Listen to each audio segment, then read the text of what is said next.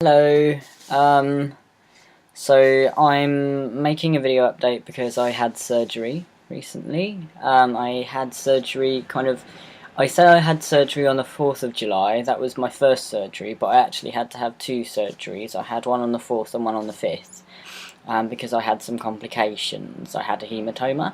But yeah, I just wanted to make a quick update saying kind of how I am. It's been 5 days since the second surgery, 6 days since the first.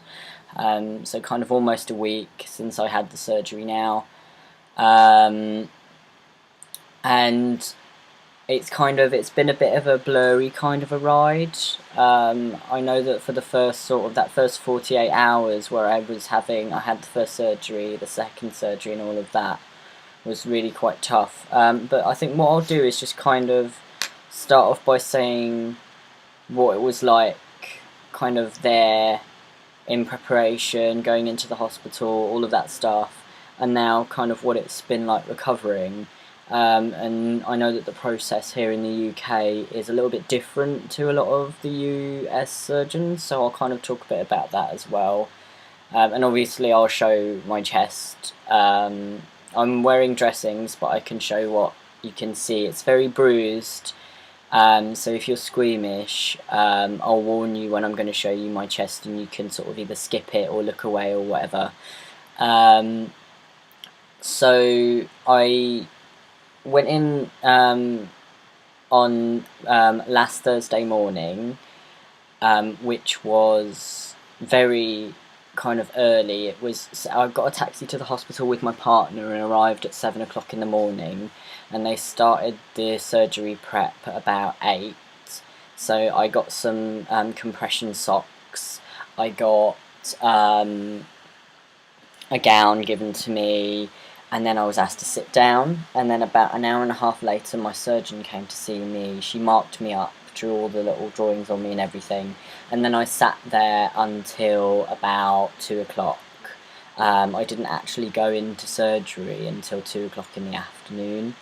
So that was a really long day. I wasn't allowed to eat anything, I couldn't drink anything after 11 o'clock. So that was really exhausting. I didn't enjoy that part at all.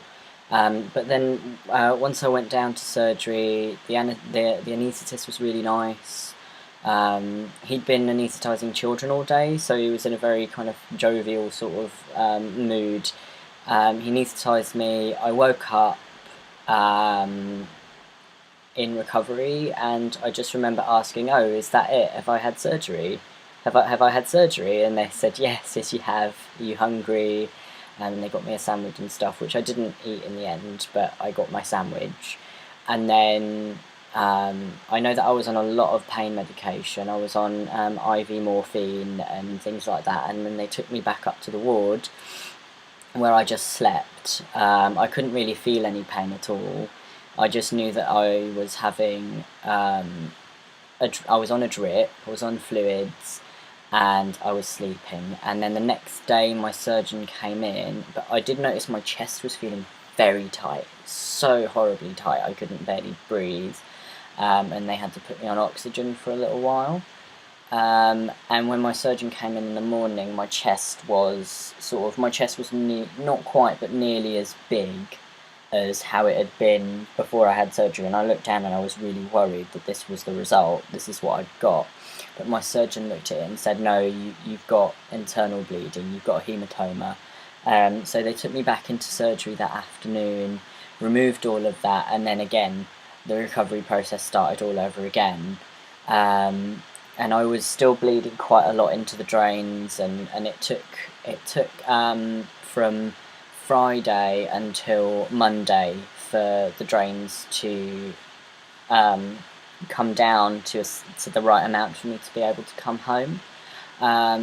So the hospital experience was really just watching TV, having pain medication. I had 2 blood transfusions because I'd lost, like, my hemoglobin had gotten really low. So it was actually quite scary and not as straightforward as I thought it would have been. But I was in for a total of, I think, 4 nights, and all of the nursing staff and everyone was amazing. The food was horrible, but some of my friends brought me some food, which was really great. And so I got home on Monday after having my drains removed and everything, and I've just been taking it really slowly. I'm very, very bruised because of the hematoma. That caused a lot of bruising. So my chest does look a bit gory, but the sort of the shape and everything's really starting to come together, and it's starting to feel like my chest. Because for quite a while, well, for a few days there, looking down at it would make me feel nauseous because it was such a shock that A, my chest looked so different, and B, it was so bruised and so swollen for a few days. It wasn't very nice to look at. So that was quite difficult. And then, so I came home. I'm on quite a lot of painkillers still, so I'm not altogether with it at the minute, but I'm doing my best. So yeah, I've just been relaxing, eating good food. I've been trying to go for walks every day. The swelling's come down a lot. There was quite a scary moment this morning because I took my painkillers before I went to sleep, but something that I've found, and I think will probably happen again, is that I will wake up in pain. I'll wake up in a lot of pain and have to take my painkillers straight away to alleviate that. And then sort of sleep again for an hour or so, and then when I wake up I'm okay, and the pain is then sort of either gone or so much less that it's manageable, and then I just, the thing about it is not to let myself get in pain, because if that happens it's a lot harder to get out. So it's about taking the medication regularly, how they told me to take it. But I don't have very many bandages on. I just have 2 dressings. And what was the other thing? Yeah, I have to wear a binder, which I'm supposed to wear for 6 weeks, but I'm going to see how that goes, because it is giving me a really bad back. But I'm going to wear it at least for 2 weeks, possibly for 4, and just kind of see how things go. But it's a nice binder. I'll show you guys.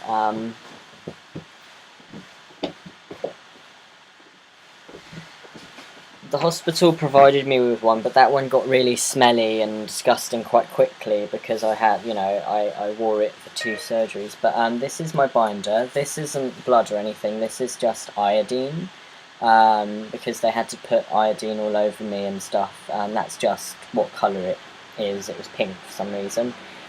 So this is the chest binder, and I wear it kind of most of the time, especially on a night, because that's when, if I don't wear it on a night, my muscles have got to work hard to stop my chest from stretching, which is why I think I woke up in so much pain this morning, because I didn't wear it last night. I probably should have done.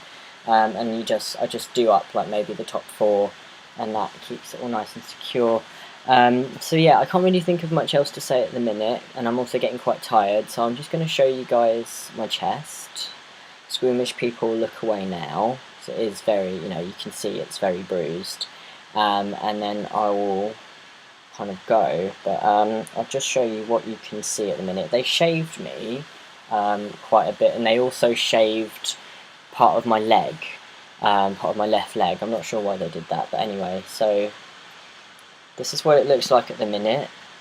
Which is a really nice kind of shape. The swelling has come down a lot. I have some swelling up here on both sides, and kind of a bit of swelling there.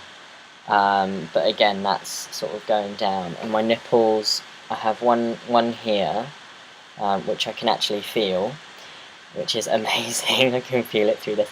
And this one here, which I can't feel at all.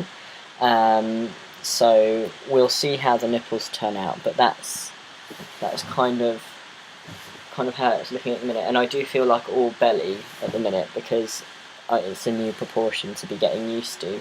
So yeah, that's me at the minute, and I'll probably update in maybe a week, 2 weeks or whatever. I'm not going to do it like super regularly, but just kind of to update people on how I'm doing and stuff. So yeah, thanks, bye.